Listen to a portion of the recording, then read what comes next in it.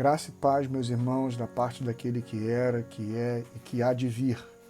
Que alegria nós estarmos aqui mais uma vez para juntos meditarmos na palavra do Senhor, para juntos arrazoarmos a respeito daquilo que Deus tem ministrado no nosso coração nesse tempo de quaresma, nesse tempo de quarentena, nesse tempo onde para muitos é aprisionamento, mas para nós que somos filhos de Deus, libertação, expansão.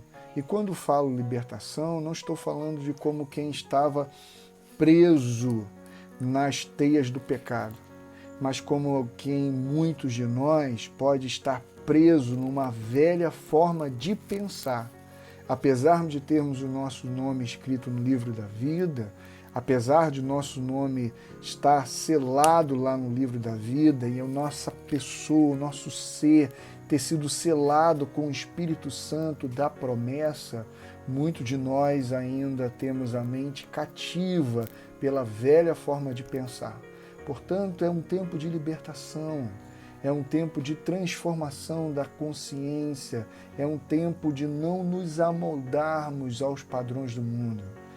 Hoje, eu gostaria de frisar algo que marcou muito meu coração na live, algo que marcou muito e falou muito profundamente ao meu coração. Toda ansiedade ela é explicada.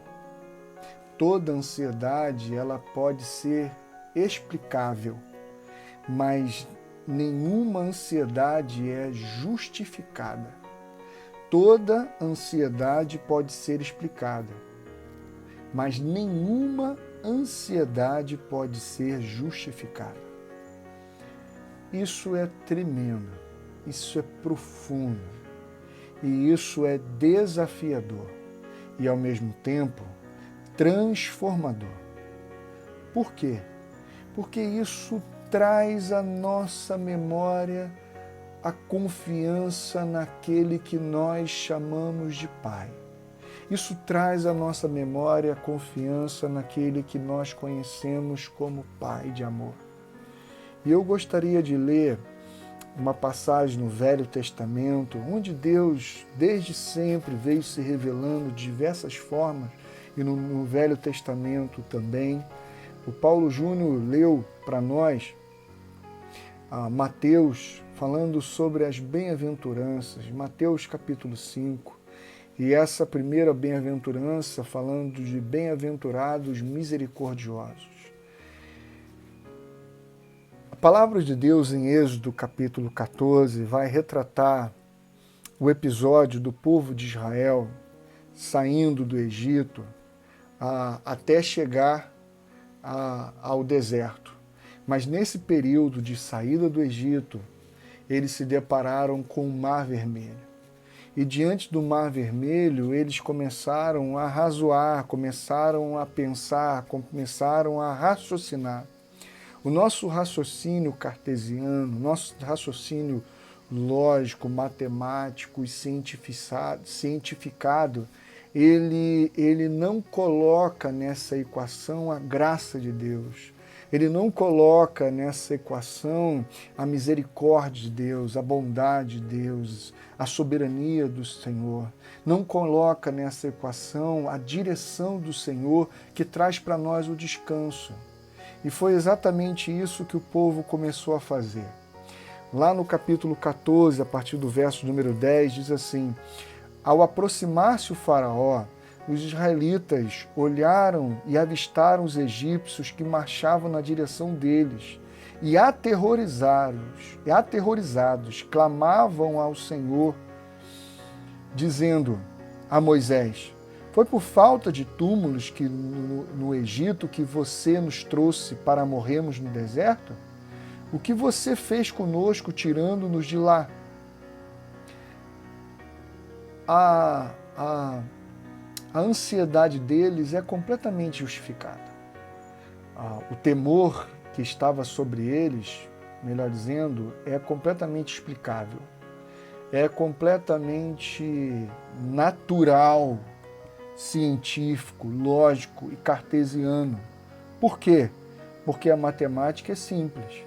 Diante de nós temos um exército. Perdão.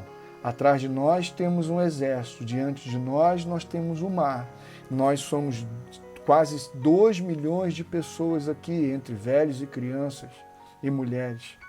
E não somos homens adestrados para a guerra. E atrás de nós está vindo um exército. As notícias olhadas na perspectiva horizontal eram piores possíveis. Só que eles se esqueceram de que eles estavam ali sendo dirigidos pelo Senhor. Só que eles se esqueceram que quem estava dirigindo a história deles era o Pai de amor. Que eles não estavam enfrentando aquela situação toda por aleatoriamente. Que eles não estavam enfrentando aquela situação toda como se Deus tivesse jogado dados e resolvesse tirar de lá e não soubesse direito o que faria com eles no processo. Será que Deus tinha se esquecido que tinha um mar? Será que Deus tinha se esquecido que eles seriam alcançados, já que eram povo, já que tinham velhos, já que tinham crianças, já que tinham mulheres, já que eles estavam com várias cargas, vários pesos carregando? Será que Deus não sabia que eles seriam alcançados? E o texto continua dizendo, Moisés respondeu ao povo, não tenha medo, fiquem firmes, vejam o livramento que o Senhor lhes trará hoje, porque vocês nunca mais verão os egípcios que hoje vêm.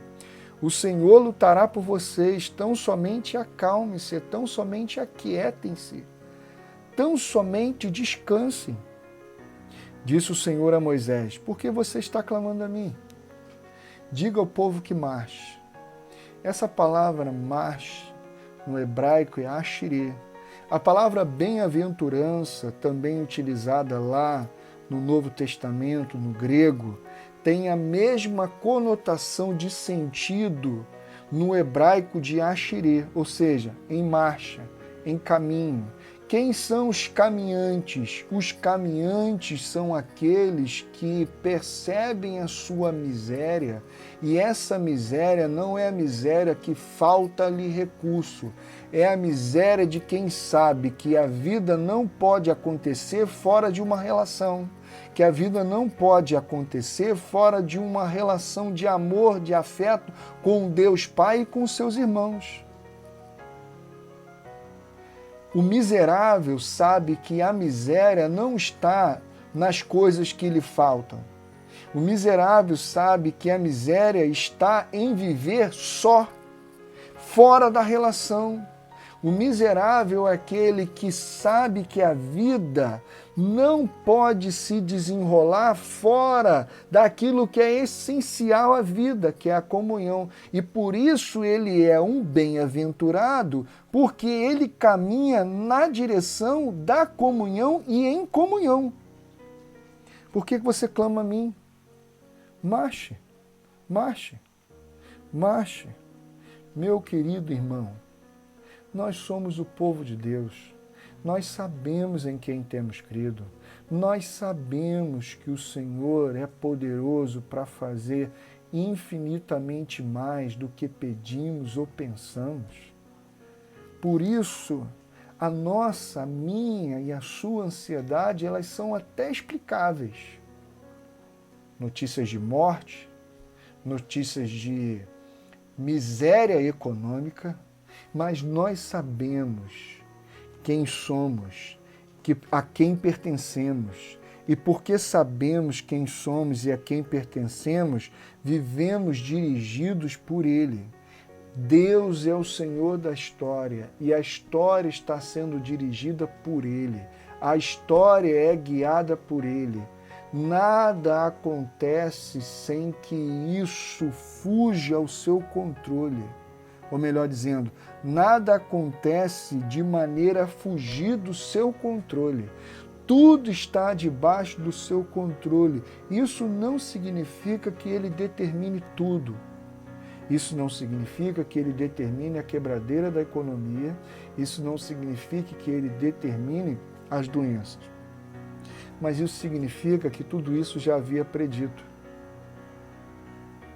Maldito é o homem que confia no homem.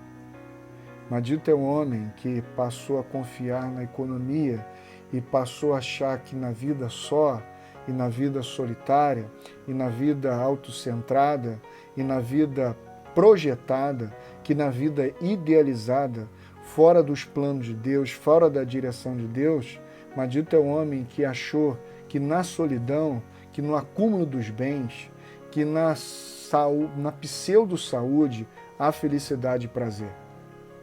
Não há, meu irmão, não há. Uma vez um profissional de educação física disse assim, olha, se alguém tiver uma boa alimentação e fizer pelo menos 5 vezes por semana exercício aeróbico e fizer musculação, ele terá uma saúde plena e perfeita. É verdade?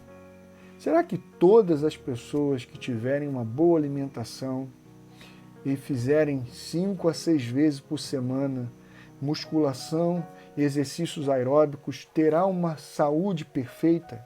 A vida cabe realmente nessa lógica matemática cartesiana? Quantas pessoas têm boa alimentação, quantas pessoas se exercitam, quantas pessoas têm uma boa saúde emocional e ainda assim seu corpo fica doente? Existem variáveis que nós não controlamos. A história não é determinada por aquilo que fazemos.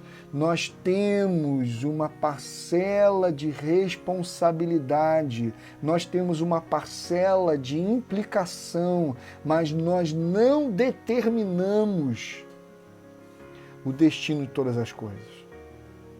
Há um Senhor, há um Deus que diz para mim e para você, acalme-se, aquietem-se, sosseguem, cultivem a relação, cultivem ficar no centro da minha vontade, mais do que ficar clamando a mim por solução.